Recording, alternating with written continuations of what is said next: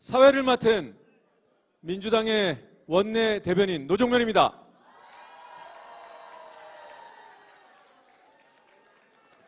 자, 오늘 행사 제목이 당원과 함께 민주당이 합니다.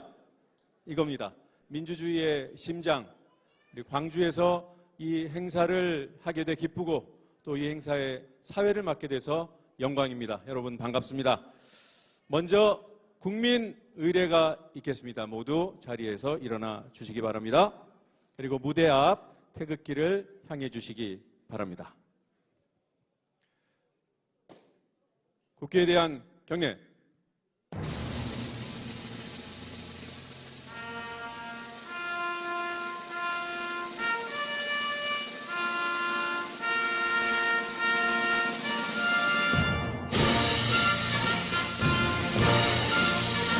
나는 자랑스러운 태극기 앞에 자유롭고 정의로운 대한민국의 무궁한 영광을 위하여 충성을 다할 것을 굳게 다짐합니다.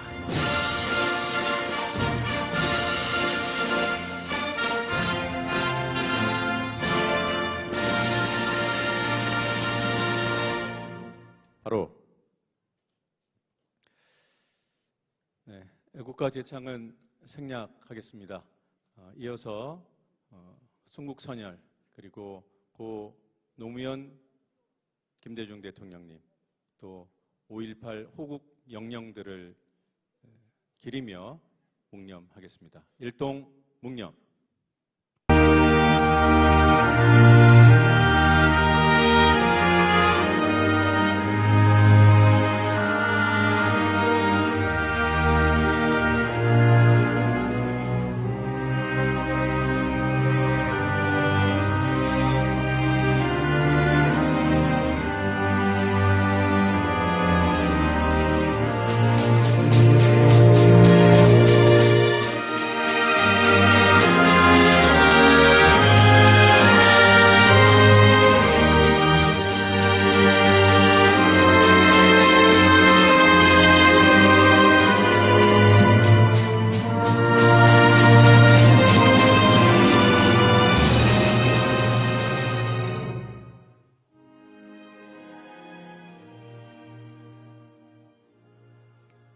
바로 자리에 앉아주시기 바랍니다. 먼저 신정훈 전남도당위원장님 무대 위로 모시겠습니다. 큰 박수와 함성 부탁드립니다.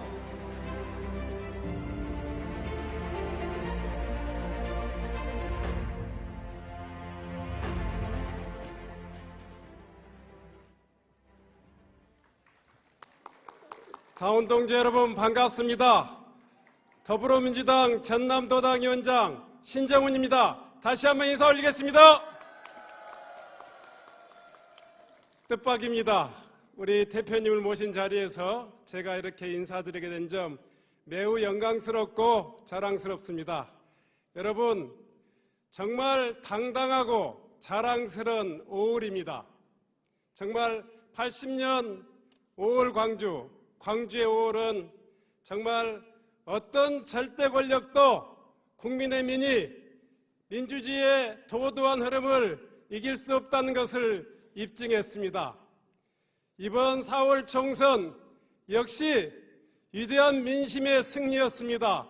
광주 전남 여러 당원 동지 여러분들의 승리였다고 생각하는데 동의하십니까? 고맙습니다. 이런 광주 전남 그리고 국민들의 민의를 담아서 총선 승리를 압도적인 승리를 이끌어주신 이재명 대표님을 광주 전남북 당원 동지 여러분과 함께 힘껏 환영드립니다. 마지막으로 꼭 한 말씀 드리고 싶은 이야기가 있습니다. 민주당이 늘 전국적으로 승리할 때마다 또 광주는 전남은 전북은 늘 승리했습니다. 늘 압도적인 승리를 해온 전남, 이번 승리 4월 민주당의 승리를 통해서 저희들은 민주당에 더 큰 책임감을 느낍니다. 이제 당원과 국민이 민주당에게 해줄 것이 아니라 우리 민주당이 호남과 당원들에게 응답할 때라고 생각합니다. 달라진 민주당으로 5월 정신 헌법 전문에 수록하고 정말 국가 균형 발전을 통해서 잘 사는 광주, 전남, 전북을 우리 민주당이 꼭 함께 만들었으면 좋겠습니다. 고맙습니다. 네, 신정훈 위원장님 짧게 해주셔서 정말 감사합니다. 다시 한번 박수 부탁드립니다. 네, 이어서 이번에는 전북도당위원장님 말씀 들어보겠습니다. 한병도 위원장님 무대 위로 모시겠습니다. 박수와 함성 부탁드립니다. 예, 여러분 반갑습니다. 전북특별자치도 도당위원장 한병도입니다. 반갑습니다. 짧게 해주셔서 감사하다고 하셨으면 저는 더 짧게 해야 될 것 같습니다. 총선 승리를 위해서 여기 계신 우리 당원 동지 여러분들이 가장 고생이 많았습니다. 근데 제가 오늘 5.18 영령 앞에서 생각하고 다짐했습니다. 총선은 끝나지 않았습니다, 여러분. 이제부터 시작입니다. 바로 저희들은 22대 국회에서 최상병 특검, 김건희 특검, 도탄에 빠진 민생을 다시 챙기고 모든 것들을 실천해서 승리하고 관철시킬 수 있도록 힘을 모아나가도록 하겠습니다. 우리 전라북도 도당도 20년 만에 민주당이 다 석권을 했습니다. 저희들은 20년 만의 일입니다. 우리 전라북도, 광주, 전남이 힘을 합쳐서 윤석열 정권 심판에 최선봉에 서도록 합시다. 감사합니다. 우리 한 위원장님 말씀 들으니까 제가 인천 지역인데요. 인천 14석 4년 뒤에는 몽땅 석권하고 싶습니다. 네. 희망이 보입니다. 왜냐하면 인천을 든든히 지키고 계신 분이 우리 원내대표니까. 우리 원내대표님께서 약속한 대로 개혁 완수해 주시면 인천 석권 꿈이 아니겠죠? 모시겠습니다. 박찬대 원내대표님 큰 함성과 박수 부탁드립니다.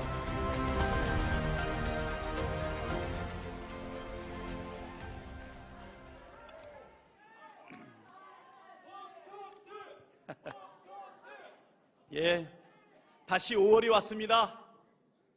광주에 오고 호남에 오면 정말 힘이 나는 것 같습니다. 그 정신을 잃을 수가 없습니다.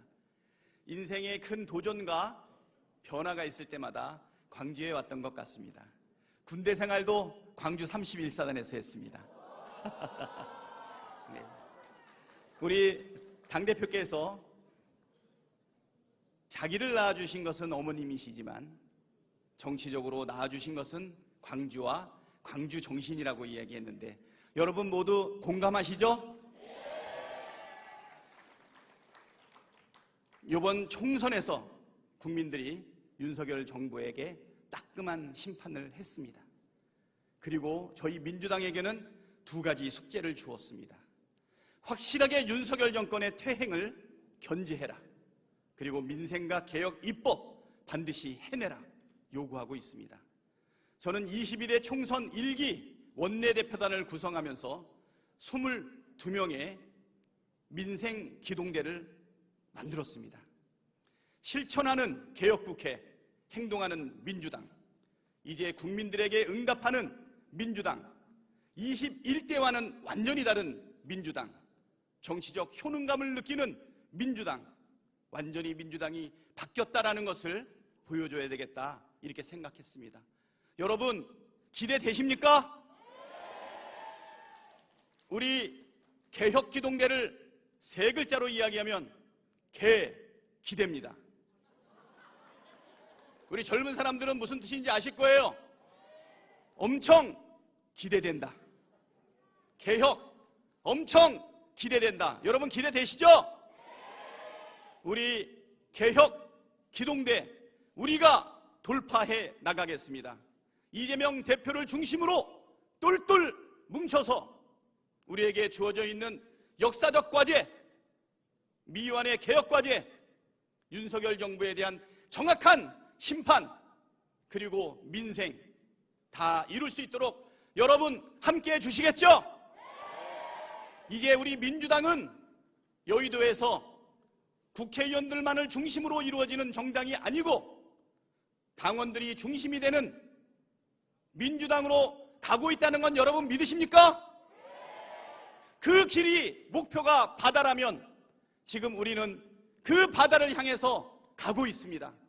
때로는 힘차게, 때로는 굽이굽이, 때로는 기다렸다가, 여러분 그 길은 한 번에 이루어지지 않지만 여러분 당원이 주인되는 민주당, 국민이 주인되는 대한민국, 이거 우리 민주당이 실천할 수 있다고 생각하는데 여러분 개 기대하십니까? 반드시 이재명 대표와 함께 우리 더불어민주당 개혁기동대와 함께 존경하는 당원 동지 여러분들과 함께, 그리고 광주, 전라북도, 전라남도 우리 호남 민심과 함께 이번에는 반드시 우리 민주당이 호남에 응답하겠습니다. 민주당의 심장, 우리 호남, 정치적 효능감을 느낄 수 있도록 다시는 싹 바꿔치우는 그런 아픔이 없도록 여러분들과 함께하는 민주당이 되도록 최선의 노력을 다하겠습니다. 사랑합니다.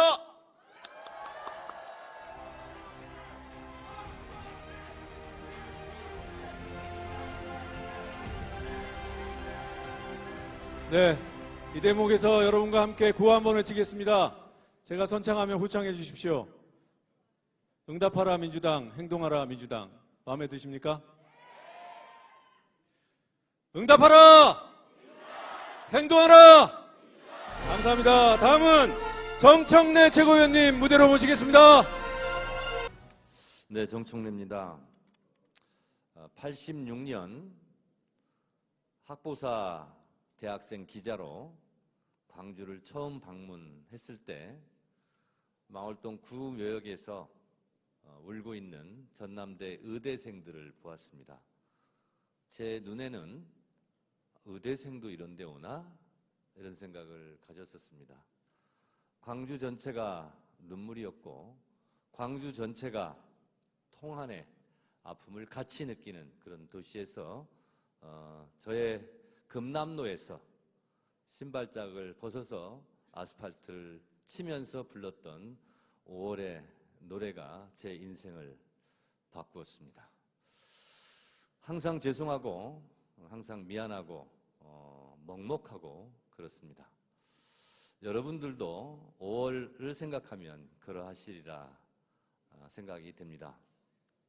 또 22대 총선을 거치고 또 개혁국회를 외치고 있는 민주당을 봤을 때 여러분들이 마음에 들기도 하고 안 들기도 하고 우라통이 터지기도 하고 또 박찬대 원내대표처럼 개기대되기도 하고 이런 것이 복잡하고 마음속에 여러 가지 생각이 교차할 거라고 생각합니다.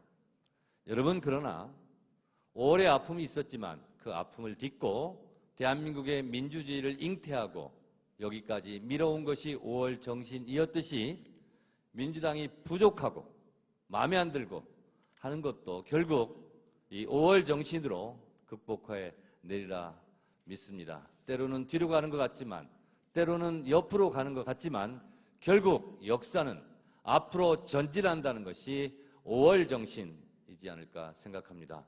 여러분들의 기대에 다소 부족한 점이 있더라도 여러분들만 믿고 여러분들이 외치는 그 절규 함성을 가슴에 새기면서 5월 정신과 함께 민주당이 앞으로 가겠습니다. 이재명 대표와 함께 똘똘 뭉쳐 정권교체의 그 길로 가는 것, 5월 정신이 우리에게 반드시 믿음과 신뢰와 힘을 줄 것이라 믿습니다.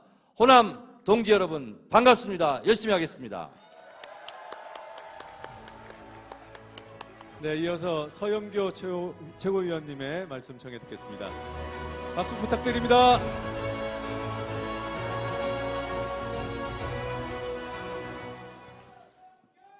대한민국의 호남 화이팅! 호남 당원 동지 여러분 안녕하셨습니까? 최고위원 서영교입니다. 저는 86년도 이화여대 총학생회장을 했습니다. 광주를 짓밟은 전두환, 학살자 전두환을 타도하기 위해 총학생회장을 했습니다. 끝내 제가 치안본부에 끌려가 물고문도 당하고 감옥에도 갔지만 그 투쟁은 끝내 전두환을 무너뜨렸습니다, 여러분. 그때 여대생이 전두환을 여러분과 함께 무너뜨렸습니다. 이제 더불어민주당은 눈 떠보니 후진국을 만들어 놓은 저 윤석열 끝장내야 되지 않겠습니까? 자기 부인 보호하기 위해 수사권을 검사를 통째로 갈아치운 저 윤석열 위법입니다. 위법은 저희가 처벌해야 되지 않겠습니까? 함께 힘을 모아서 대한민국 경제 망가뜨리고 민주주의 짓밟고 자기 부인만 챙기고 끝내는 윤석열 특검이 필요한 시기가 왔습니다. 우리 다 함께 힘을 합쳐서 윤석열 정권 끝장냅시다.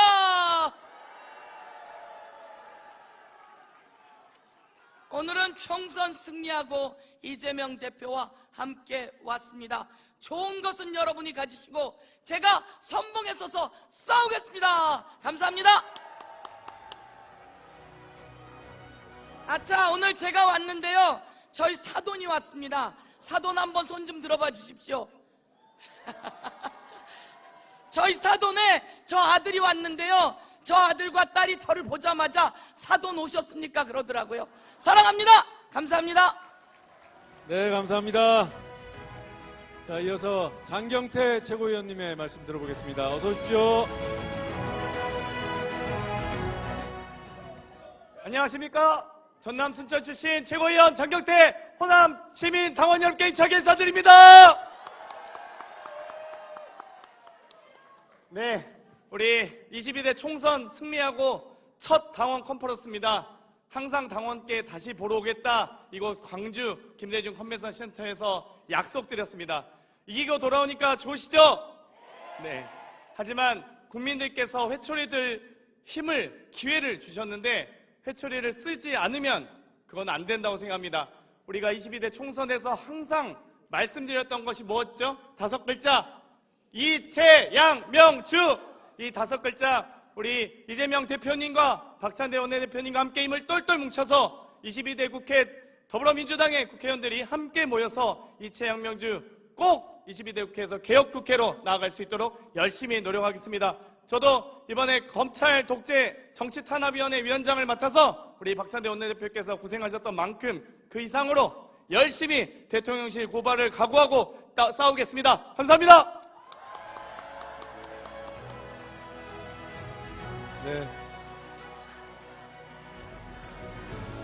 네, 우리 당원 동지 여러분, 최고위원들 참 잘 뽑아 주셨습니다. 그렇죠?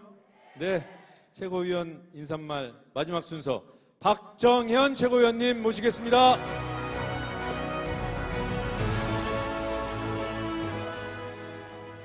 키가 작아서요. 네, 인사드리겠습니다. 호남 당원 동지 여러분, 충청도에서 왔시오. 네, 대전에서 온 최고위원 박정현 인사드리겠습니다. 아까 우리 한병도 의원님도 그러시고 그 호남에서 민주당 깃발을 다 꽂았다고 하는데요, 저 대전에서 민주당 깃발 다시 다 꽂았습니다. 충남도 더 많이 이겼습니다. 충북도 더 많이 이겼습니다. 이 모든 것이 여기 계시는 당원 동지 여러분들이 지역 곳곳에서 열심히 활동하신 그 덕이라고 생각합니다. 맞죠? 그래서 민주당은 늘 당원과 함께 가고 당원을 가장 잘 모시는 그런 당으로 가려고 합니다. 맞죠? 그 길에 저 박정현 늘 함께 하겠습니다. 짧게 하겠습니다. 실천하는 개혁국회, 행동하는 민주당, 저 박정현이 앞장서서 함께 만들어 가겠습니다. 살아있는 호남, 5월의 정신을 가장 잘 실천하는 그런 국회의원 되겠습니다. 고맙습니다. 여러분, 오늘 5.18 민주화 운동을 맞아서 여야 정치인들이 이구동성으로 얘기했습니다. 5.18 민주화 운동은 대한민국 민주주의의 원천이자 역사다. 그래서 그 정신이 헌법 전문에 수록되어야 한다. 그러면 뭐 해야 됩니까? 뭐 해야 됩니까? 네, 이 개헌의 필요성, 5.18 민주정신을 헌법 전문에 수록하도록 촉구하는 입장 발표가 있겠습니다. 우리 광주 동남구갑의 정진욱 당선인 모시겠습니다.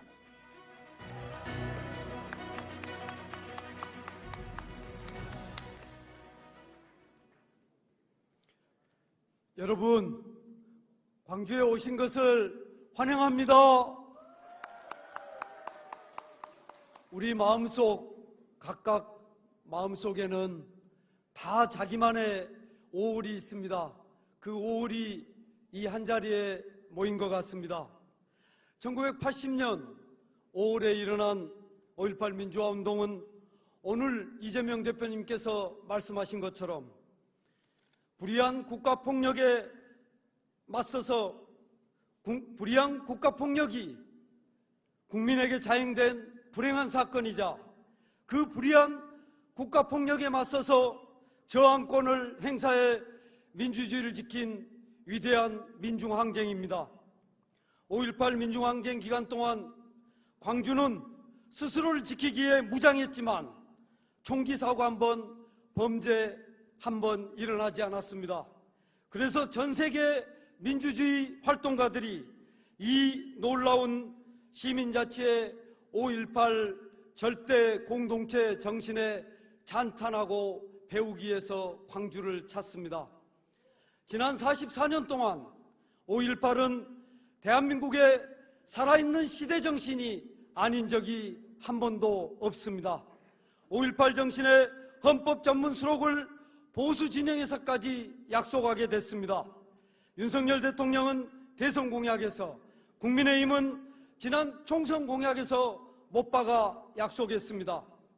그러나 오늘 또 윤 대통령은 5.18 정신 헌법 전문 수록을 언급하지 않았습니다.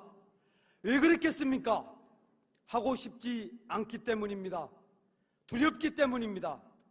민주주의와 인권, 평화, 공동체의 5.18 정신이 헌법에 들어가서 대한민국의 정체성이 된다면, 대한민국의 알곡이 된다면 저 구구보수 쭉정이들은 설 자리가 없어지기 때문입니다.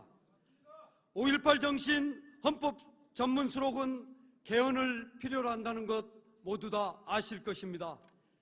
대한민국에서 개헌은 더욱이 민주 진보 개혁적인 헌법 개정은 오직 온 국민이 들고 일어난 혁명적 상황이 왔을 때만 가능했다는 것을 저는 여러분과 함께 상기하고자 합니다.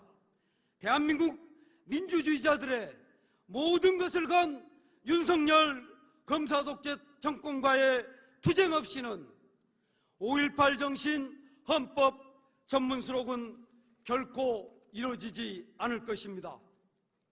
우리 민주당이 이재명 대표님을 중심으로 일치단결하여 윤석열 검사독재 정권의 폭주를 멈춰 세우는 투쟁에서 이기는 것, 그것이 5.18 정신 헌법 전문 수록의 가장 빠르고 확실한 길이라고 생각하는데 여러분 동의하십니까? 우리 22대 민주당 국회의원 당사자들은 한마음으로 그 투쟁에서 반드시 승리할 수 있도록 선봉에 서서 여기 계신 당원 여러분과 함께 싸워나갈 것을 약속드립니다. 고맙습니다. 이재명 대표님을 모시겠습니다.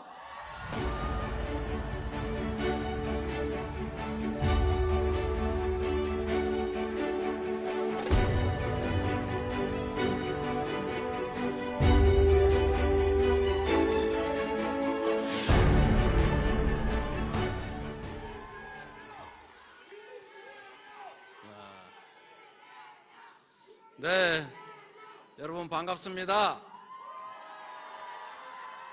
이겨서 만나니까 훨씬 더 반갑지요? 그리고 기대만큼 더 해줬으면 좋겠다는 그 기대를 확 충족시켜줬으면 좋겠는데 조금 부족해서 아쉽기도 하지요. 그러나 여러분, 한술밥에 배부르겠습니까? 그리고 우리가 하고 싶은 일을 일순간에 다 해치울 수 있으면 얼마나 좋겠습니까만, 다 일에도 순서가 있고 때가 있는 것도 아니겠습니까? 한 발짝씩 한 발짝씩 가다 보면 후퇴하지 않고 우리가 함께 손잡고 앞으로 나아가다 보면 언젠가는 우리가 원하는 세상에 도달하게 될 거라고 믿습니다. 이번 총선은 그야말로 국민의 승리입니다. 당원의 승리입니다. 이 자리에 계신 여러분들의 그 열정과 헌신이 새로운 희망의 싹을 돋게 했습니다. 끝이 아니라 이제 새로운 시작의 시작이다. 한술밥에 배부르진 않겠지만 이제 다시 시작이라는 생각으로 다시 힘내서 출발합시다, 여러분.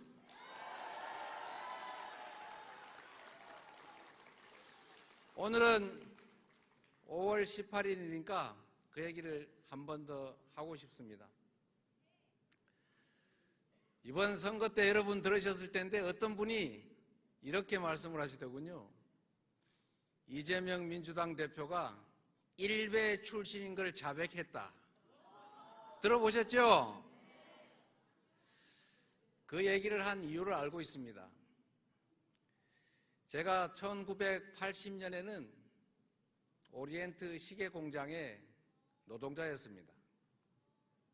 그리고 당시에 제가 본 텔레비 화면, 신문 쪼가리, 라디오에서 나오는 소리는 광주의 폭도들이 북한군하고 연계해서 폭동을 일으켰다. 그리고 무기고를 탈취해서 사람들을 죽이고 있다. 그래서 진압 중이다. 진압했다. 군인들이 이렇게 억울하게 죽었다. 이런 얘기만 제가 들었습니다. 끊임없이 반복해서 듣다 보니까 정말 나쁜 사람들이구나. 혼이 나야 되겠구나. 이 이상의 표현을 제가 제 입으로 하고 다녔습니다. 82년에 대학을 가서 이상한 장면을 봤습니다. 지금 이맘때쯤 깊은 봄이 됐는데 누군가가 철조망이 칭칭 감긴 가시나무를 기어 올라가더니 거기서 뭐라고 소리 꽥꽥 지르다가 누군가한테 잡혀서 끌려가는 장면을 봤습니다. 그리고 잘 알아보기도 어려운 유인물 쪼가리에 뭔가 시커먼 이런 그림들이 몇 개 그려져 있고 광주가 어쩌고 저쩌고 이런 게 있었습니다.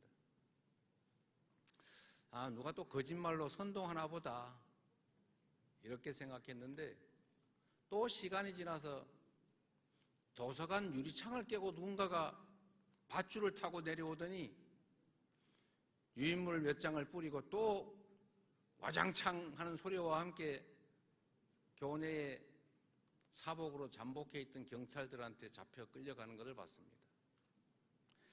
그런 일이 몇 차례 반복되면서 드디어 내가 알고 있던 그 광주라고 하는 것이 실제로는 완전히 반대라는 사실을 깨우치게 된 거죠. 유인물 50장, 100장 뿌리고 징역 1년씩 살면서도 그들은 끊임없이 노력해서 이 잘못된 정보에 속아서 그 억울한 광주의 피해자들을 욕하고 다니던 공돌이 출신의 이재명이라고 하는 대학생 하나를 정신 번쩍 들게 한 겁니다. 그리고 알게 됐지요. 내가 얼마나 가혹한 짓을 했는지. 요즘 말로 하면 2차 가해를 한 겁니다. 그 유족들 여전히 그 가해 행위로 장애인이 된 사람, 여전히 치료받는 그들에게 제가 한 얘기가 얼마나 큰 상처가 됐겠습니까? 결국은 누군가에 속았지만 2차 가해자로 그 가해에 참여했던 이 사람이 정말로 속은 게 억울하고, 또 언젠가 나와 같은 사람이 또 생길 수도 있다는 그런 걱정도 있었고, 다시는 누군가의 작은 욕망을 위해서 그 우주나 다름없는 수많은 생명체들을 파괴하는 일들은 결코 없는 세상 만들어야 되겠다라고 해서 인생의 항로를 바꿨습니다. 그래서 제가 나를 낳아준 생물적 어머니는 따로 계시지만 사회적으로 다시 태어나게 한 사회적 어머니는 광주다, 이렇게 말씀드린 것입니다. 그래서 광주는 민주주의의 성지일 뿐만 아니라 앞으로도 끊임없이 대한민국의 민주주의를 지켜내고 평화와 인권을 확장하는 그야말로 전 세계 민주주의의 정신이 될 것입니다. 그래서 광주 5.18 정신은 헌법의 전문에 수록해서 영원히 민주공화국 대한민국의 역사 속에 꼭 남겨둬야 된다. 동의하십니까, 여러분? 그리고 대통령도 국민의힘도 하겠다고 하지 않습니까? 진심인지 아닌지 모르겠지만 약속을 했으니 지키게 해야지요. 이번에는 반드시 5.18 광주 정신을 헌법 전문에 수록하는 원포인트 개헌 여러분 함께 꼭 해냅시다.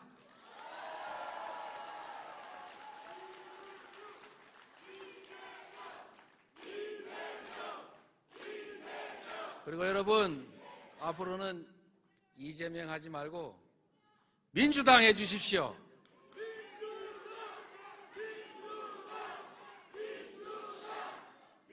그리고 여러분, 오늘은 제가 말씀을 많이 드리는 것보다 이 자리에 참석하신 여러분 정말로 하시고 싶은 얘기 많으시죠? 솔직히 얘기하면 불만도 많으실 것이고 야단치고 싶으신 것도 있을 것이고, 오늘 시큰하십시오. 여러분 말씀들을 많이 듣도록 하겠습니다. 제가 일방적으로 하는 얘기야 얼마나 그동안 지겹도록 들었겠습니까? 오늘은 이 자리에 계신 여러분 하고 싶으신 말씀을 많이 해주시기 바랍니다.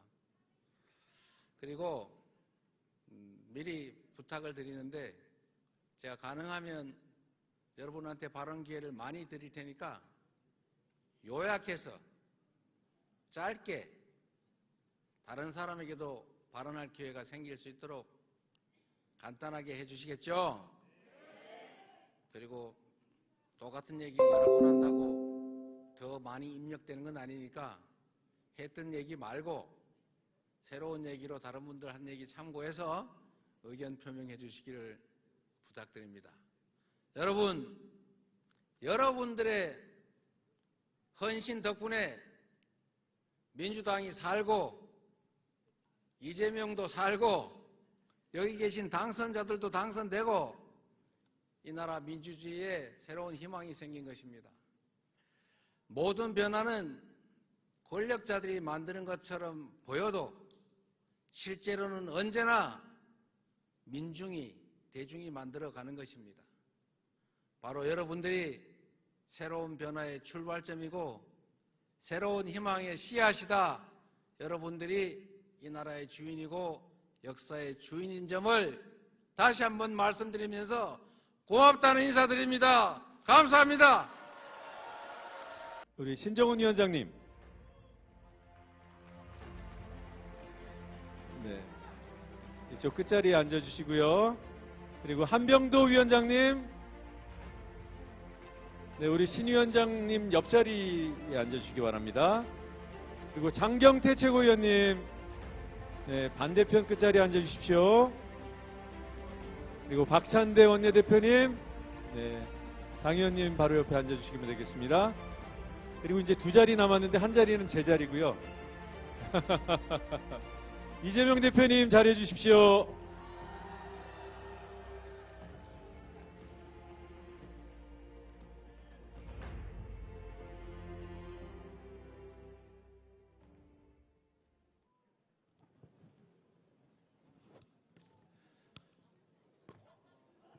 저 앉아서 진행해도 되겠습니까?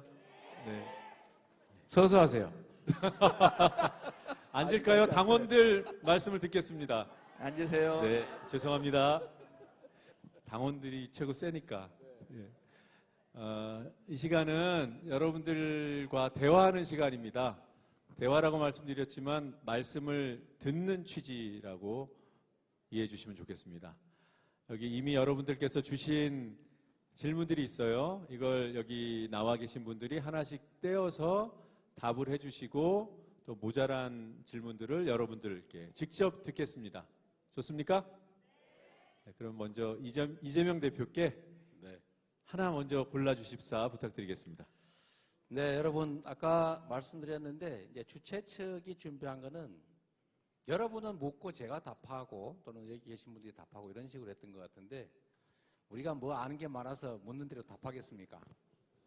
가능하면 여러분들의 의견을 겸사겸사 제 말씀도 드리고 가능하면 여기 있는 분들도 하시겠지만 우리 마이크 무선 마이크 좀 준비되시면 미리 손을 들어 주시고 그분한테 마이크도 좀 맡겨주시고 이렇게 섞어서 좀 하도록 하겠습니다.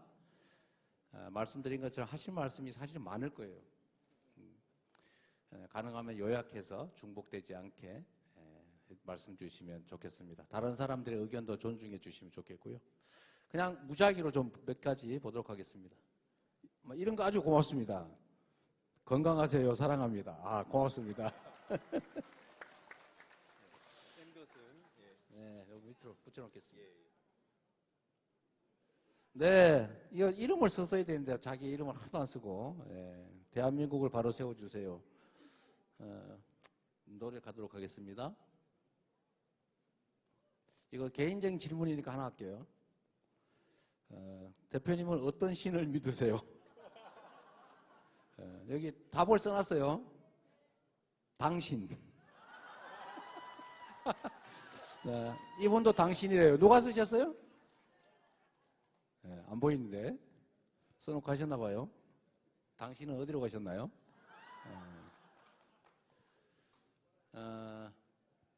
네, 지금 이제 마이크 혹시 준비되시면 이 앞에서 하시는 게 좋겠다. 네네. 그러시면은 자 하나만 더 보고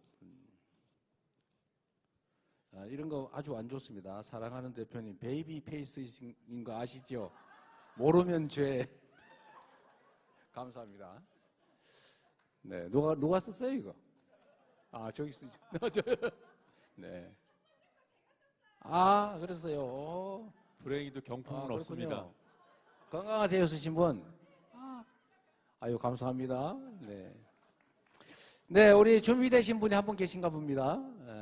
네, 마이크 주십시오. 하시고 싶은 분 말씀하십시오. 앞에 나와서 하세요. 기왕이면. 요 앞으로 나오십시오. 네. 얼굴도 좀 보여주시고. 자, 소개도 하시고 말씀하십시오. 간단하게. 애기서 해도 됩니까? 네, 그러세요. 예, 저는 광주에서 유튜브 활동을 하고 있는 바달사 TV입니다. 광주 호남만 주로 움직이고 있고요. 그런데 제가 여쭤보고 싶은 말, 또 부탁드리고 싶은 말은 우리 지역위원장님, 전남, 전북 지역위원장님들한테 있습니다. 이재명 대표님한테 너무 많은 부담을 드릴 것 같아서 일부 줄이고요. 전남, 전북은 말 그대로 곡창의 도시입니다. 그리고 곡창, 쌀을 생산하는 곳이기도 하고요. 그래서 우리 신정원 의원님께서 하시다가 지금 22대로 다시 넘길 것 같은데 양곡관리법 통과, 이게 전남, 전북에는 가장 필요한 것 같습니다. 그래서 22대 국회에서는 과연 이 양곡관리법을 다시 어떻게 해결하실 건지 전남, 전북에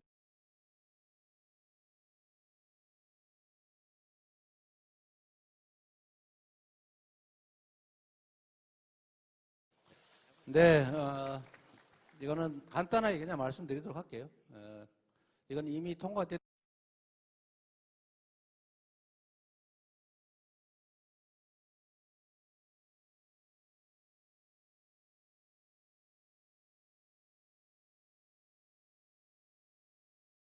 하도록 하겠습니다. 원내대표님 그러실 거죠? 예, 대표님 그 제 권한인데요. 네, 죄송합니다. 제가 오바를 해가지고 우리 원내대표님이 예. 우리의 의지가 워낙 강하기 때문에 원내 일이지만 우리 당 대표님께서 잘 알고 계신다고 생각되고요. 양곡관리법 신속하게 재발의해서 통과시키도록 노력하겠습니다. 네, 제가 말씀드린 사이에 질문하실 분 한 분 더 준비해 주시고요. 이 질문 중에 의미 있는 게 좀 있어서 먼저 이 말씀 좀 드리겠습니다. 지방선거 공천권이 사실상 지역위원장에게 있어서 당원과의 괴리가 있는 듯하다. 대의원을 권리당원 투표로 선출하는 것은 어려울까요? 이 두 가지 말씀을 해주셨어요. 누구세요? 네, 앞에 계시군요. 그냥 질문은 이미 하셨으니까 제가 이 말씀을 좀 드리도록 하겠습니다. 저희가 우리 최고위원회에서 안 그래도 이 문제 때문에 고심을 많이 하고 논의들을 많이 하고 있습니다. 하고 있는데 저희들의 기본적인 생각은 앞으로 당을 지금보다도 더 당원 중심 정당으로 계속 바꿔가자라는 생각이고 우리가 다음 지방선거, 그 다음 대선, 그 다음에 끊임없이 선거는 계속 되겠지요. 그런데 이 선거에서 승리하는 동력은 결국은 우리 당원, 그리고 지지자, 국민 대중으로부터 나온다라는 생각을 가지고 있습니다. 그러려면 첫 번째로 중요한 게 여러 가지가 있지만 이번 지방선거에서 공천을 잘해야 된다. 공천을 그야말로 해당 지역의 당원 또 해당 지역 주민 주권자 이런 분들이 실제로 참여해서 선택할 수 있게 해야 신나게 선거에 참여할 수 있겠다는 생각을 저희도 합니다. 곧 아마 시도당 위원장 선거도 있을 것이고 그래서 가급적이면 시도당 위원장들도 협의에 의해서 이렇게 선정하는 것보다는 가급적 당원들이 선택할 수 있도록 선거를 실제로 통해서 하면 좋겠다는 생각을 개인적인 소망으로 가지고 있습니다. 그리고 이제 아직은 공개적으로 대외적으로 논의된 건 아닌데 저희가 당원들 비중을 좀 늘리기 위해서 약간 당내 반론도 있었습니다만 전당대회에서 권리당원과 대의원의 표 비중을 대의원 비중이 20%를 넘지 않도록 20배 미만으로 20배를 넘지 않도록 20배 미만으로 저희가 우리 장경태 최고위원께서 준비하셔서 저희가 통과가 되어 있습니다만 시도당 위원장이 실제로 공천권을 갖지 않습니까? 지방선거는 광역단체장 외에는 원칙적으로 시도당 위원장이 시도당 공심위를 또 꾸리고 재심위도 꾸려서 거기서 기초의원, 강력의원, 기초단체장을 공천하다 보니까 권한이 상당히 커요.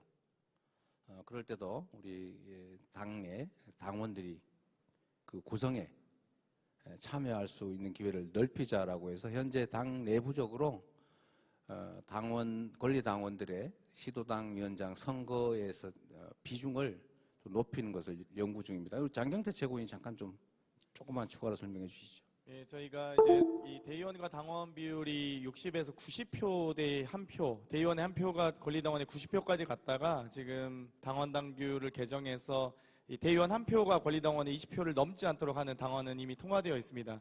그리고 시도당 위원장 선거의 경우는 현재 대의원 50%, 권리당원 50%로 되어 있는데요. 이 시도당마다 좀 천차만별입니다. 권리당원 수가 워낙 좀 시도마다 차이가 있는데 어찌됐건 평균을 좀 기준을 삼아서 대의원의 1표가 권리당원의 이 몇 배 이상을 초과하지 않도록 하는 안을 이미 준비해 놨고요. 이거는 최고위원회에서 충분히 논의를 했고 아마 통과될 것으로 기대하고 있습니다. 아무튼 조금만 기다려 주시면 좋은 안으로 당원들의 선택권을 보장하겠습니다. 이거 최고위원회에서 마음대로 정하는 건 아닙니다. 네.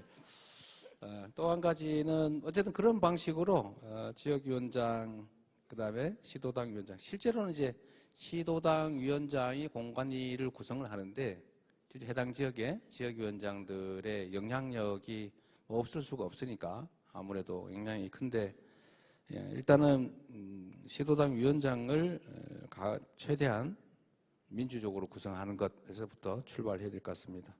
대의원을 권리당원 투표로 선출하는 문제는 이건 이미 하고 있는데 모르고 계신 거죠. 현재 선출직 대의원은 이제 선출직과 당연직 대의원 등으로 나눠지는데요. 근데 선출직 대의원의 경우는 현재 중앙당에서 3명의 권리당원 이상의 투표를 해서 선출하도록 되어 있습니다. 그런데 이제 대부분 이제 그런 방식이 아니었는데 이번 전당대회를 앞두고 많은 권리당원들께서 지역사무소에 많이 전화를 해주십시오. 그래서 대의원을 희망한다라고 많이 자원을 하시고 또 주변에 있는 권리당원들의 추천을 받으시면 아마도 이 지역위원회에서 최소한 추천을 받은 권리당원에 대한 대의원에 대한 선출권은 충분히 보장하게끔 저희도 열심히 노력하겠습니다. 아마 지역위원회 이번 다시 인준 절차를 밟게 될 텐데 그때 대의원 구성을 다시 하지 않습니까? 지역 개편대회를 할 하는데 예정입니다. 네. 권리당원 여러분들이 신경 써서 보고 있으면 대의원 추천하라는 문자가 올 겁니다. 오면 근데 문제는 권리당원이 누군지를 알 수가 없는 좀 한계가 있긴 해요. 근데 지금 권리당원 명부를 공개하는 게 이 개인정보법 위반이라는 논란도 있고 뭐 여러 가지 시끄러운 문제가 있어서 못하고 있는데 여하튼 저도 지역위원장 하다 보니까 3명한테 추천받으면 대의원 안 할래 안 할 수가 없더라고요. 추천이 실제로 매우 어렵습니다. 주변에 평소에 권리당원들 모임도 좀 하시고 서로 추천해주면 돼요. 서로 추천해주면 3명 넘기는 건 일도 아니니까 그러면 거의 대의원으로 선정될 수 있을 겁니다. 자, 이제 플로어에 또 준비되신 분이 한 분 계신가요? 누가? 좀 미리 앞으로 나와 계세요. 네. 안녕하세요. 저는 강진의 성정고등학교에 재학 중인 2학년 박효진입니다. 네, 제가 하나 근데 궁금한 게 있는데 우리나라는 지금 교육 제도가 조금 너무 보수적인 것 같은데 네, 독일처럼 예를 들어서 너무 성적 중심으로만 보지 않고 예를 들어서 주관식이나 막 그런 걸 막 주관적으로 볼 수 있는 막 그런 제도를 좀 마련해 주실 수 있나요? 예를 들어서 지금 국영수하고 딱히 상관없는 과목들도 국영수를 잘해야지 갈 수 있는 길이 있잖아요. 거의 길이 그쪽밖에 없잖아요. 근데 그거를 좀 낭비가 된다고 저는 생각하거든요. 혹시 다른 길을 마련해 주실 수 있나요? 엄청나게 어려운. 알겠습니다. 거기는 길게 말씀드리긴 좀 어려울 것 같고 아마 네, 됐습니다. 네, 고맙습니다. 실제로 이제 저도 이 학생이 가지는 문제와 거의 같은 문제의식을 가지고 있습니다. 우리는 사실은 정말로 주관적 평가의 질을 최소화하기 위해서 노력하죠. 선정의 공정성을 의심받지 않기 위해서. 공정성은 담보되는데 그야말로 주관적인 평가가 배제되다 보니까 우리 학생이 걱정하는 문제처럼 다 천편일률적인 기준에 의해서 평가되는 그런 문제가 있죠. 뭐 정확한지 모르겠습니다만 실제로 이제 프랑스에 그런 얘기가 있다고 해요. 고등학교 때 사회주의자가 아닌 학생은 바보다. 그런데 무슨 대학생이 넘어서도 계속 사회주의 하면은 그것도 바보다. 이런 얘기를 한다고 해요. 실제로 거기는 고등학교, 중고등학교 때 철학 공부를 많이 하죠.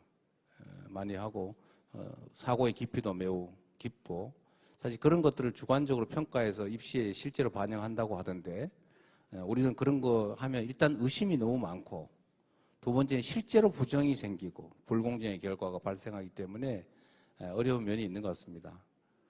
어쨌든 이 공교육이 실제로 우리 삶에 필요한 것들을 가르쳐야 하는데 저는 예를 들면 저는 인권교육, 노동교육, 환경교육, 경제교육, 뭐 예를 들면 금융교육 이런 하다못해 통일교육이나 이런 것들 좀 했으면 좋겠더라고요.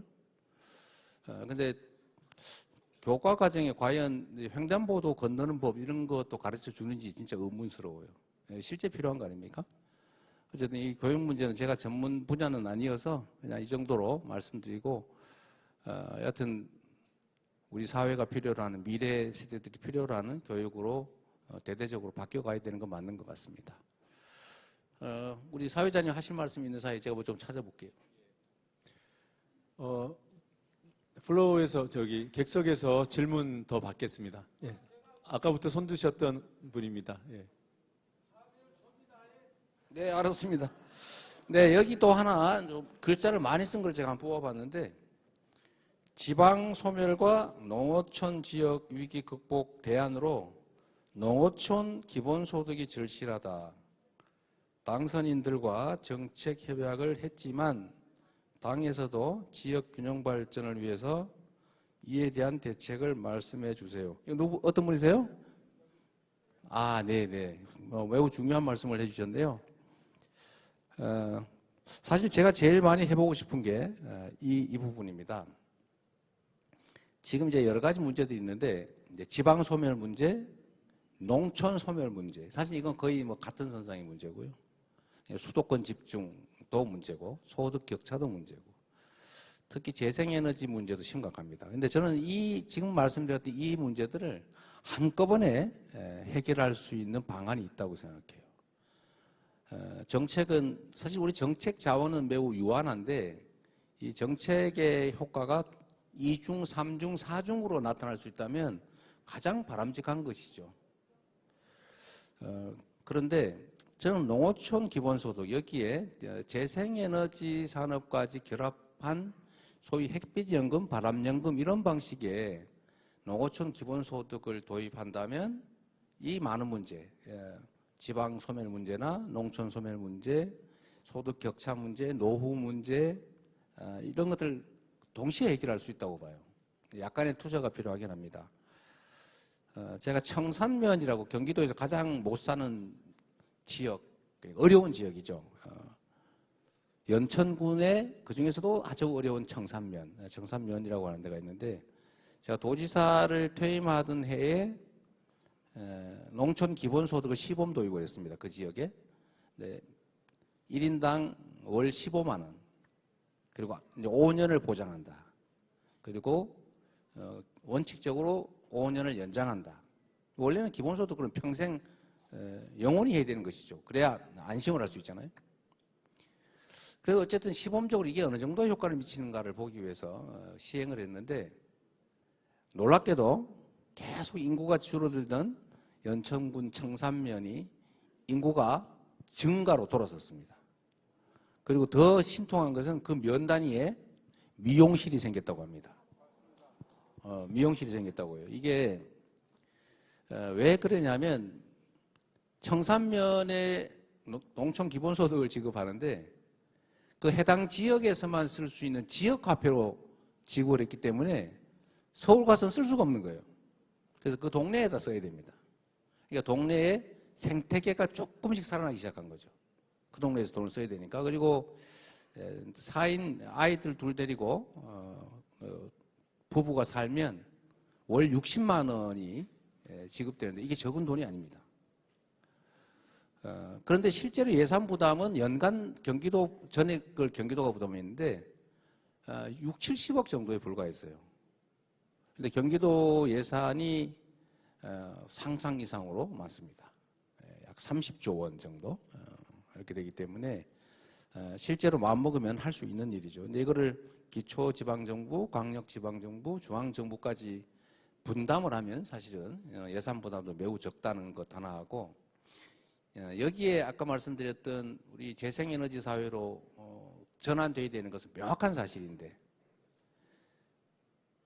바람, 즉 이 자연력이죠. 바람, 햇볕 이런 것들을 활용해서 에너지를 대량 생산하는 시대로 지금 전환하고 있는데, 중앙정부에서 지금처럼 불황기 때 과거 산업화를 위한 고속도로 깔듯이 송배전망을 전국에다 쫙 깔아주면 산골 깊은 정말 골짜기 안에서도 햇볕 바람으로 전기를 생산해서 필요한 건 쓰고 나머지는 팔고, 이게 농사 짓는 것보다 훨씬 더 많이 남습니다. 해안 이런 데 말할 것도 없죠. 제가 자주 말씀드리는 것처럼 신안군처럼, 신안군을 일부 시행하고 있는데 신안군도 인구가 늘어나고 있다고 하잖아요. 정말 신통한 일인데 다 인구가 줄어드는데 전남에서 유일하게, 전국에서 유일하게 군 단위 중에서 인구가 늘어나는 데가 신안군입니다. 태양광 발전 사업을 하면서 일부 지분을 지역 주민들한테 줘가지고 그 수익을 동네 주민들이 나눠 갖게 했는데, 동네 사람들에게 다 똑같이 지급하다 보니까 이사를 오는 사람들이 생기기 시작하더라고요. 그런데 너무 많이 와가지고 재정 부담이 되다 보니까 30대가 이사 오면 곧바로 지급하고, 40대가 오면 1년 후에 지급하고, 뭐 50대가 이상이 오면 3년 후에 지급한다나 뭐 이렇게 바뀌었다고 해요. 하여튼 중요한 거는 연간 250만 원 뭐 이런 정도를 가구당 지급한다는데도 그렇게 인구가 늘어나는 겁니다. 유출이 안 되는 거예요.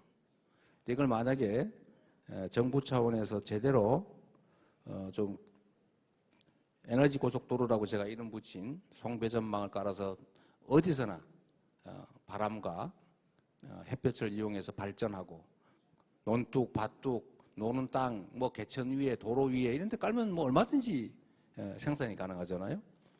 그러면 수입도 대체할 수 있고, 에너지 원료 지금 수입이 문제 아닙니까?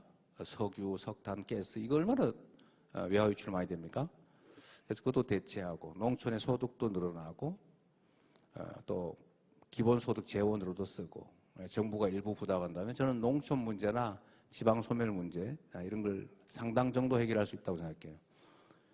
서울에서 거리가 멀수록 더 많이 지급하고, 또 지방에서도 광주에서 거리가 멀수록 더 많이 지급하고, 이런 식으로 설계하면 되거든요. 그러면 전국 국토가 골고루 잘 사용될 수 있을 거다라는 생각을 합니다. 정말 좋은 말씀이신데요.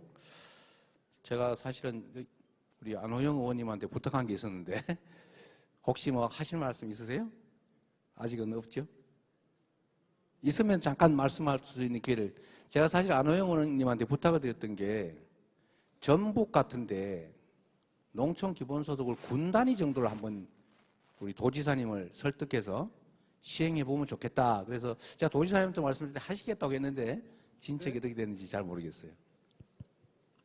네, 그때 말씀하셔가지고요. 그때 저희가 무주, 진안, 장수가 약 인구가 2만 4천 명, 2만 3천 명, 2만 2천 정도 되는데요. 특히 이제 장수가 한 2만 2천 정도 됩니다. 그래서 장수 군수님하고 좀 협의를 해서 장수에서 재생에너지, 그러니까 기본소득을 좀 시행하는 방안을 검토를 했고, 장수군에서 전북 지사님하고도 협의를 했는데 아직 그 재정 문제에 대한 명확한 답을 얻지를 못해서 시행에 대한 구체적인 계획은 세우지 못했습니다만은 어쨌든 그 부분에 대해서 검토는 했고요. 또 관련해서 그게 재생에너지가 기본소득의 재원으로 좀 쓰일 수 있는 방안에 대해서도 장수에도 그렇고 또 진안에서도 좀 검토 중에는 있습니다. 제가 이게 진짜 중요한 거는 우리는 말을 하면 이렇게 행동하고 있습니다. 그래서 진안 뭐 인구가 적으니까요. 인구는 적고 땅이 넓은 지역일수록 사실은 태양광 발전이나 풍력 발전 이런 거 동네 주민들이 직접 시행하면 상당 정도 이익이 남고, 정부에서 군 단위까지 지능형 전력망만 깔아주면 금방 할 수 있거든요. 뭐 전남, 실제로 보면 전남이나 이 농촌 지역 중심의 도 단위, 군 단위가 재정을 조정하기 좀 쉬운 여력이 있습니다. 혹시 뭐 하실 말씀? 방금 말씀 잠깐 하시죠. 네. 기본소득을 제안한 우리 전남 도의회 이기원 의원인데요. 전남도당의 기본소득 특별위원회 위원장을 맡아서 그 기본소득 추진 방안을 연구하고 또 도에서 지금 건의하고 노력하고 있습니다. 한번 격려의 박수 한번 보내주셨으면 좋겠습니다. 네, 제 말씀 여기까지 드리고 너무 정책도로 길어지면 지겨우니까 어쨌든 앞으로도 계속 노력하겠다는 말씀드리고요. 우리 민주당의 자치단체장이 계신 곳 중심으로 가능한 곳을 먼저 시범적으로라도 시행할 수 있게 노력하겠습니다. 우리 위원장님도 좀 신경 좀 써주시고요. 네. 네. 자, 우리 당원들이 말씀하실 분이 많으시다고 하니까 이번에 두 분까지 이어서 하도록 하겠습니다. 먼저 말씀하시죠. 사회복지사이면서 좀 전에 공연했던 푸른솔 합창단원입니다. 네. 제가 궁금한 거는 그 미국, 중국, 일본 외교 쪽에 좀 관심이 많은데요. 특히 이번에 네이버 라인 사태에 대해서 굉장히 제가 궁금증이 많거든요. 혹시 이재명 대표님께서는 어떻게 생각하고 계시는지, 그리고 향후 어떻게 조치를 하실 건지 정말 궁금합니다. 네. 아니, 한번 하고 합시다. 이게 뭐 혼선이 오니까요. 네, 그냥 최대한 짧게 말씀을 드릴게요. 우리 정동영 의장님께서 말씀하시면 좋으시긴 할 텐데, 그냥. 어쨌든 지금 현재 대한민국 외교가 매우 위기 상황인 건 분명합니다. 저는 외교라고 하는 것은 국익, 국민, 국가 중심이어야 된다고 생각합니다. 그리고 실리적이어야 한다고 생각합니다. 우리 국민들이 먹고 사는 문제만큼 중요한 건 없겠죠. 균형 외교도 필요하고 실리 외교도 필요하고, 그리고 언제나 대한민국 국익 중심이어야 된다. 거기에 맞춰서 판단해 본다면 사실 라인 야후 사태는 매우 심각한 상황이죠. 대한민국의 사실 요즘은 경제 영토라고 보통 부르지 않습니까? 물질적인 물리적 영토가 과거의 영토 개념이었다면 지금은 경제 활동 영역, 우리 기업들의 경제 활동 영역이라는 측면에서 실제로는 이게 훨씬 더 중요하죠. 경제 영토. 근데 라인에 대해서 저는 일본 정부는 어쨌든 자본 구조를 바꾸는 걸 검토하라고 했다는데, 대한민국 정부는 얼마나 제값을 받을 것이냐 이런 얘기를 하고 있잖아요. 전혀 핀트가 안 맞는 거죠. 그래서 저는 우리 민주당도 여러 차례 이미 지적하고 있습니다만, 대한민국의 외교는 대일 외교에 있어서도 국익 중심이어야 되고 실리 중심이어야 된다. 지금 라인 사태에 대한 정부의 대응은 여기에서 한참 벗어나 있다, 이렇게 말씀드리도록 하겠습니다. 네, 다음 분. 네. 네, 안녕하십니까. 인천 계양국에서 20년을 살다가 지금 전남 여수에 와서 살고 있습니다. 제가 83년도에 5.18을 그 인천 도시산업선교에서 처음 독일 선교사들이 찍은 거를 한 번 보고 몰랐습니다. 뭔지. 그래가지고 두 번째 보고 이제 그때부터 깨닫기 시작해가지고, 그때부터 5.18을 관광버스 11대씩 대절해가지고 해마다 왔습니다. 안 빠지고. 어쩌녁에도 여수에서 전야제 참여하고 5.18 묘역 참배하고 또 여기 또 왔습니다. 여기 끝나면 또 금남로로 또 갑니다. 제가 여러분에게 또 정치권에게 꼭 드릴 말씀입니다. 저희가 8년 전인가요? 박근혜 탄핵했습니다. 그러나 결과는 죽 써서 개 좋습니다. 그래가지고 지금은 동력을 아무리 끌어모으려고 해도, 예전에 한 번 당했는데 한 번 당하면 뭐 병가지 상산이 어쩌냐 하는데 또 당하랴. 그래갖고 안 나옵니다, 사람들이. 그런데 지금 민주당은 심판하자 하더니 심판됐지 않습니까? 그럼 탄핵을 해야죠. 지금 우리나라 누가 잡고 있습니까? 예? 우리나라 정권 누가 잡고 있어요? 건폭 집단, 법폭 두목이 잡고 있습니다. 그래서 저는 페이스북에 건폭 집단, 법폭 두목, 윤석열을 탄핵하자 외칩니다. 그러면 잠깐만요. 그러면 여기 지금 계신 분들, 이재명 대표님 저 잘 아시죠? 2년 전에 5.18 공원에서도 수박 깨트리자고 제가 외쳤습니다. 이 마이크 잡고. 그래서 지금 수박 다 깨트렸지 않습니까? 수박 다 물리쳤으면 이제는 탄핵에 앞장서셔야죠. 예전에 청계광장에서 하신 말씀 이제 잊어버렸습니까? 노무현 대통령이 저들을 사람 취급하다가 당한 거 이재명 대표님 입으로 말씀하셨습니다. 그렇게 안 당한다고 하셨지 않습니까? 근데 또 당하실랍니까? 왜 나라가 어지러울 때마다 국민들은 쇠가 빠지게 촛불을 들어가지고 나라를 살려놓으면 정치권은 열매만 똑 따먹는 그런 행태를 보입니까? 왜? 언제까지? 농사는 안 짓고 열매만 따먹는 게 정치권입니까? 네. 저도 나이가 70입니다. 이제까지 그만하고 싶어요. 근데 내가 촛불 집회나 이런 걸 안 하면 또 당해.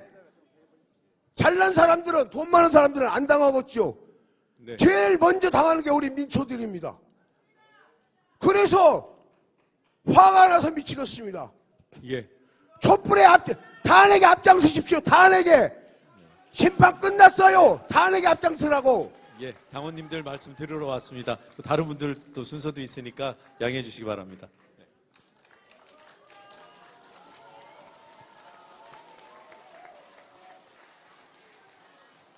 광산 갑에 사는 민주당은 남영치입니다. 먼저 우리 이재명 대표님 강주에 오신 것을 환영하고요. 참으로 좋다는 말씀을 드리면서 짧게 저의 질문 두 가지만 드리겠습니다.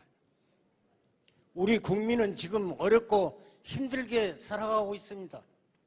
특히 서민의 민생의 안전을 위해 어떤 방안을 갖고 계시는지 말씀해 주시고요. 지난 총선에서 우리 당원과 국민은 민주당원들의 지지와 선출을 많이 해 주었습니다. 그렇다면 민주당에서 민주당원과 국민에게 줄 희망은 무엇인지, 그 정치와 정책 그리고 핵심 사항은 무엇인지 말씀해 주시기 바랍니다. 이상입니다.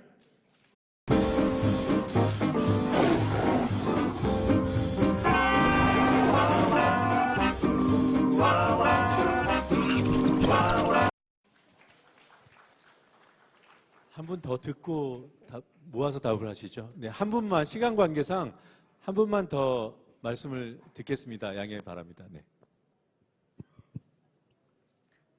안녕하세요. 전남여자고등학교 학생위장이자 더불어민주당 광주광역시당 청소년특별위원회 위원 문다은이라고 합니다.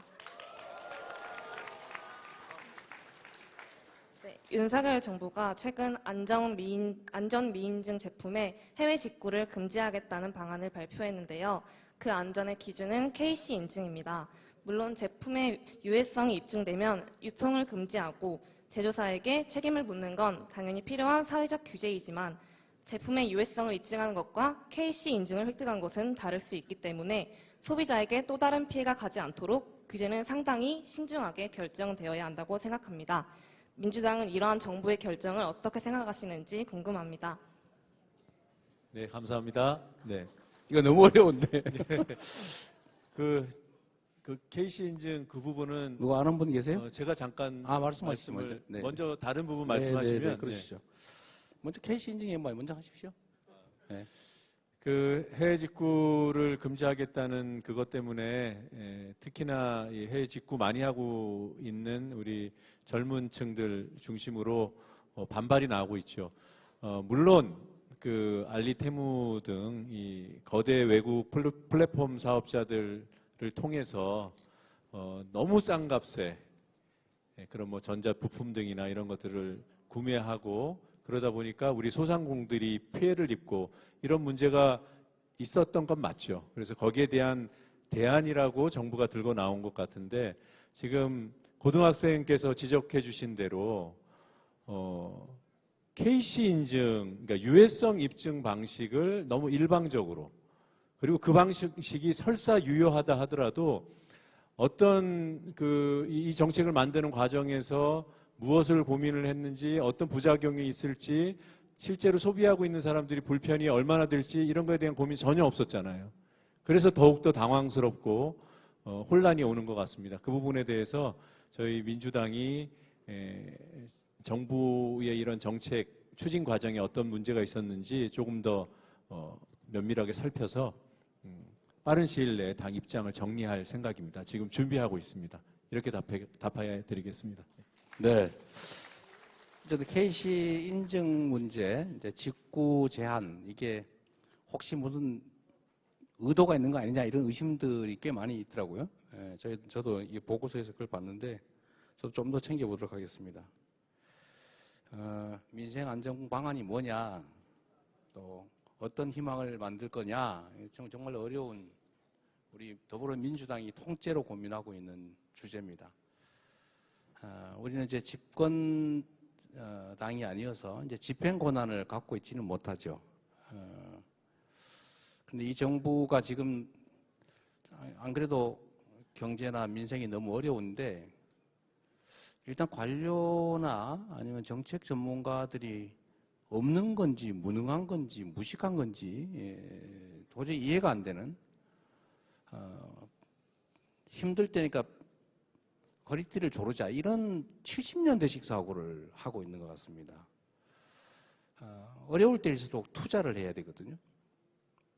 민간에서 부족한 부분을 공공이 채워 넣어야 이 경제도 민생도 안정될 수 있는데, 어려우니까 정부 재정을 아끼자라고는 황당한 주장을 한 데다가 어려우면 재정을 늘릴 연구를 해야 되는데 어렵다고 얘기를 하면서 부자들 세금을 불필요하게 깎아주는 이런 황당한, 대체 이거 어디서 나온 머리인지 이해하기 어려운 상황이 벌어집니다. 정부 정책이 거꾸로 가지 않도록 만드는 것도 우리 일일 테고, 또 지금은 워낙 정부 정책에 대해서 제지하고 또 유도하는 것으로는 효과가 없어서 국회가 직접 할 수 있는 방안들을 계속 연구하고 발굴 중입니다. 어쨌든 당장에 있는 민생 안정 방안들은 우리 야당 입장에서 이제 국회라고 하는 공간을 활용해서 할 수 있는 방안들을 최대한 찾아내 보도록 하겠습니다. 뭐 박수 받자니까 좀 쑥스럽군요. 희망이 뭐냐? 희망을 만드는 게 우리의 일이겠죠. 세계 최악의 인류사에 없는 이 저출생 문제가 우리의 현실이 됐습니다. 전에 이런 표현을 했다가 제가 한바탕 비난을 받은 바가 있는데, 어떤 외국 학자가 몇 년 전에 그런 지적을 한 일이 있어요. 대한민국이라고 하는 사회는 집단 자살을 하는 사회다.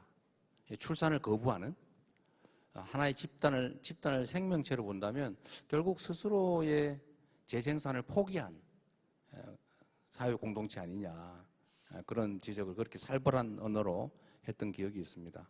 실제로 우리가 닥친 엄혹한 현실이죠. 저출생이 여러 가지 미래를 어둡게 만들고, 그 미래가 어두우니까 더 출생을 포기하는 이런 악순환이 지금 시작된 것 같아요. 이런 문제를 타개하는 게 우리의 역할이죠. 어떤 희망이냐도 중요하지만 희망 자체, 우리가 더 잘 될 수 있어, 그 희망은 결국 정치로부터 온다고 생각합니다. 정치가 하는 일이 뭐 과학기술 연구를 하는 것도 아니고 무슨 물건을 잘 만드는 것도 아니고 결국 없는 길을 만드는 게 정치라고 저는 믿는데, 우리 국민들 사이에도 이 사라져가는 희망들을 다시 만들고 우리가 할 수 있다 라는 것은 결국 정치로부터 올 수밖에 없다. 그리고 그게 우리 민주당에게 주어진 책임이다라는 생각합니다. 여러분들이 갑갑해하는 문제들을 저희도 좀 더 현장에 천착해서 노력하겠다는 말씀 드리도록 하겠습니다. 아, 그래요? 알겠습니다. 하십시오. 네네. 순전히 기다려주니 해야지 자꾸 그러나.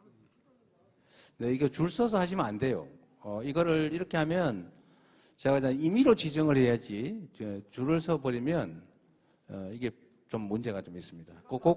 이게 지금 대관 문제가 있고 또 지금 비행기편 그 KTX 예약해 놓은 게 있어서 그래요. 그래서 예, 질문 세 분 연달아서 진짜 간단하게 해주셔야 됩니다. 길어지면 제가 끊겠습니다. 기회 주셔서 감사합니다. 광주시당 고문 윤정호입니다. 그 당 행사하실 때 저는 아직 젊지만 그래도 고문이라도 좀 챙겨주시고 좀 챙겨주셔야 되겠어요. 그리고 또 대표님이 말씀하실 때 뭡니까 당원이 언론이라고 다음이나 네이버 같은 데 보면 우리 민주당은 250만이나 됐는데 댓글이 어쩔 때는 하나 달릴 때도 있고 하나도 안 달릴 때도 있습니다. 각성 좀 해주시고, 또 광주역에가 5.18 사적 2호가 있습니다. 제가 44년 전에 5.18 때 강제 연행돼가지고 9.4.1세로 살아온 사람입니다. 공수부대 뒤지게 얻어맞고 돈 1원 푼 요구한 사람도 아닙니다. 왜 그러냐면 형님이 공무원이기 때문에 혹시나 피해가 갈까봐 신고도 안 했습니다. 이때까지 살아왔습니다. 그리고 광주역이 사적 이유가 있어가지고 장성에서는 KTX가 이쪽으로 광주역에 정착하게끔 국회의원들, 당선인들한테나 현직 국회의원들한테 수십 번 얘기를 했어요. 그 당선만 되고 나면 몰라라 봅니다. 왜 북구 인구가 44만 3천입니다.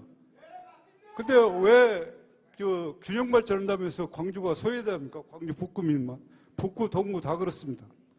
그 법이 없어졌어요. 옛날에는 1도시 1개 열차만 1도시 1개만 KTX가 정착이 됐는데 그 법이 없어져가지고 대구는 지금 동대구역이 있고 서대구역이 있습니다.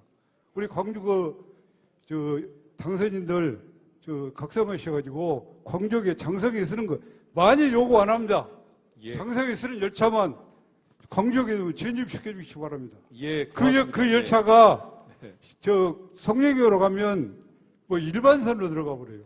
예, 그리고 시간을 해가지고 지켜주셔야 되는데 죄송합니다. 지켜주시기 바랍니다. 예, 죄송합니다. 감사합니다. 감사합니다. 네. 저는 짧게 굵게 이재명 대표님한테 부탁하겠습니다. 이재명 대표님은 재미없는 윤석열 몰아내고 명령합니다. 국민은 명령으로 꼭 가셔야 됩니다. 대답이 괜찮습니다. 꼭 가셔야 됩니다. 그리고 사적으로 이야기하는데 한병도 전북 특별자치도 위원장님은 저 애가집 조카 빨대입니다. 아니에요. 근데 이번에 만났어. 우리 시골 면에서 세발 자전거 타는 사람 한 명도 안 해. 코 칠지르면서 쩔쩔쩔 따라다니는 사람입니다. 어릴 때 코를 흘렸군요. 예. 그런 의미에서 윤석열이 그 미워하는 삼행시 간단하게 한 번만 하면 되겠습니까? 할 수 있어요? 다른 분이 기다리시니까 예. 양해 부탁드립니다. 그러면 꼭 명령합니다. 네, 다음 기회에. 네, 감사합니다. 정말 어렵게 마이크를 잡았습니다. 저는 하물연대 조합원입니다. 그리고 민주당 권리당원 북구갑 당원입니다. 저희 하물 노동자들이 45만 명입니다. 그리고 민주당 문재인 정부에서 안전운임제를 3전 1몰제로 한 적이 있습니다. 근데 그 안전운임이 얼마나 우리 국민들에게 중요한 건지 그거는 목숨을 담보로 하는 그런 일입니다. 민주당에서도 우리 하물연대가 파업할 때 오셔서 같이 논의하고 협력했던 적이 있는 것 같은데요. 이것은 우리의 이익을 원하는 것이 아니고 국민의 생명과 안전을 지키는 일입니다. 1년에 우리 화물차들이 70% 80%가 졸음운전 가로로 사고를 내는데요. 그 원인이 바로 이 안전운임제 지금까지 사각지대에 내몰려진 것 때문에 이렇게 된 것입니다. 이번에 우리 대표님께서 정말 우리 화물 노동자들 직계가족이 200만입니다. 200만 우리 국민들의 마음을 헤아려 주셔서 민주당이 반드시 안전운임을 관철시켜 주시기를 부탁드리겠습니다. 감사합니다. 네, 고맙습니다. 네, 진짜 마지막 딱 30초만 가능합니다. 이제 마무리하고 저희가 여기를 닫아야 된다고 하니까 부탁드립니다. 안녕하십니까. 광산갑 권리당원 한양근입니다. 다름이 아니고 의료사고가 나면 의사는 구제받는 법을 만들려고 그러는데 의료사고 난 당사자는 제외가 됩니다. 그거 좀 법안으로 만들어서 구제해 주십시오. 정말로 그거 필요합니다. 또 한 가지 더 있습니다. 지금 의료사고가 나면 그 당해 병원에서 의료보험을 청구해 자기들이 사고를 내놓고 그런 비속어를 좀 쓰겠습니다. 양아치 짓을 하고 있어요. 각 병원들이. 그거 정말 철저하게 조사해서 뿌리쳐 뽑아내야 됩니다. 그런 의사의 그런 못된 짓. 네, 꼭 감사합니다. 해주시기 바랍니다. 감사합니다. 이상입니다. 감사합니다. 대표님께서 마무리 삼아 이렇게 발언 정리를 좀 해주셔야 될 것 같습니다. 네. 그래도 이게 정성을 들여서 써주신 게 꽤 많은데 그러면 이렇게 하면 어떨까요? 우리 도당 위원장님들께서 하나씩 골라서 그럴까요? 말씀을 하시고 마무리해 주시는 걸로. 자 이렇게 할게요. 이게 거의 뭐 구체적 내용보다는 사랑합니다 이런 게 많아서 감사합니다. 잘생김도 있습니다. 네, 잘생김도 있어요. 여기도 있네. 네, 이런 장난들이 많아서 네, 김 묻은 거 알죠? 잘생김. 모르는 분, 우리 박지원 원장님은 이 말이 뭔 말인지 모르시는 것 같아요. 김 묻은 거 아시죠? 네, 잘생김이라고. 네, 나와 함께, 우리와 함께, 5.18 동지와 함께 이런 거 써주셨네. 공편손? 손? 네. 5.18 이날 민주당의 하늘이 푸르게 열렸습니다. 우리가 같이 뜁니다. 감사드리고요. 힘내세요. 건강하세요.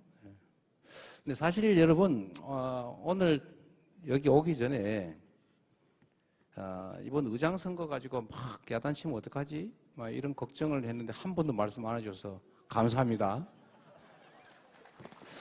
역시 우리 배려해 주시는 우리 당원님들 감사드리고요. 네, 잠깐만요. 자, 이게 사실 그 얘기인 것 같네요. 다시 건강하게 뵙게 돼서 기쁘다. 당원과 의원의 의견이 일치하게 하는 시스템 구축이 필요한 것 같다. 방법이 있겠냐? 권혜임 씨? 권혜임? 네네. 사실 그 얘기를 하고 싶은 거였죠. 점잖게 하셨는데 어떻게 이 얘기를 누가 한번 해주실까요? 엄청 어려운 얘기야. 오늘 한 말씀도 안 하셔서. 네. 근데 너무 어려운. 자, 여러분. 어떻게 피하나 했는데 결국 이게 딱 맞닥뜨렸습니다. 맞닥뜨려서, 이게 이제 구체적인 말씀을 드리긴 좀 어렵고, 이제 그 말씀을 하나 드리도록 하겠습니다. 당원 중심의 대중정당, 또 의원들 중심의 원내정당, 이게 언제나 좀 부딪힙니다. 미국 같은 경우는 이제 원내 중심 정당이라고 하죠. 의원들이 당의 중심이에요. 그런데 우리는 여러분 아시는 분 많으실 텐데 소위 이제 민주주의 국가, 그러니까 실질적으로 정당이 경쟁하는 민주적 체제 나라 중에서 당원이 제일 많은 나라가 우리나라입니다. 공산당, 중국, 북한 이런 데 빼고 일당 독재 국가 빼고 정당이 실질적으로 경쟁하는 나라 중에서는 대한민국 민주당 당원이 전 세계에서 제일 많습니다. 어쩌면 민주주의 역사, 정당 역사에서 세계적인 첫 길을 열고 있는 상황이라고 할 수 있습니다. 이거는 그야말로 한 번도 경험해 보지 못한 새로운 변화, 급변 또는 격변에 지금 중심에 우리가 들어와 있기 때문에 사실은 이때까지 겪어보지 못했던 새로운 현상들이 맞닥뜨리게 됩니다. 그게 이제 소위 이번 의장 선거에서 일부 나타난 것이라고 볼 수도 있습니다. 그러나 저는 이게 모르냐 그러냐 이런 문제, 어떤 게 맞냐 틀리냐 이런 문제를 넘어서서 우리가 새로운 정당의 역사를 열어가고 있다, 그렇게 생각합니다. 그리고 결국 저는 민주공화국이라고 하는 가치를 우리 더불어민주당이 당원 중심 정당 그리고 대중정당이라고 하는 걸 통해서 증명해 나가는 그 첫 길을 우리가 열고 있다고 생각합니다. 아무래도 첫 길을 가다 보니까 이슬에도 많이 젖고 없는 길이어서 스치는 풀잎 같은데 다치기도 많이 할 수 있습니다. 그러나 우리가 자부심 가지고 또 자신감 가지고 대한민국의 민주주의를 우리 더불어민주당 당원들이 만들고 개척하고 있다 이렇게 자부심 가져주시면 좋을 것 같아요. 아까 어떤 분 왜 탄핵 안 하냐 이렇게 말씀하시죠. 현상에 대한 의견은 다양할 수 있습니다. 방법도 다양할 수 있고 또 길도 다양할 수 있죠. 서로 다를 수 있다는 걸 인정해 주면 좋겠어요. 크게는 같지만 미세한 적은 부분에서는 얼마든지 다를 수 있다. 그러나 다르다는 게 틀린 건 아니다.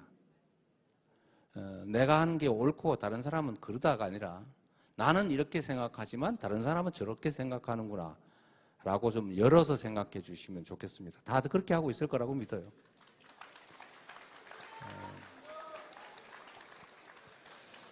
그리고 앞으로 정말 엄혹한 정치 환경 아닙니까? 정치가 모든 걸 사실 결정하는데 우리 민생도 어렵고 또 경제도 사실 너무 어렵습니다. 정치가 정상화되면 정치가 정말로 이 나라의 주권자 국민들을 존중하고 또 두려워하는 그런 나라가 되면 이 국가의 모든 자산, 자원, 기회들이 국민과 모두를 위해서 제대로 쓰여지겠죠.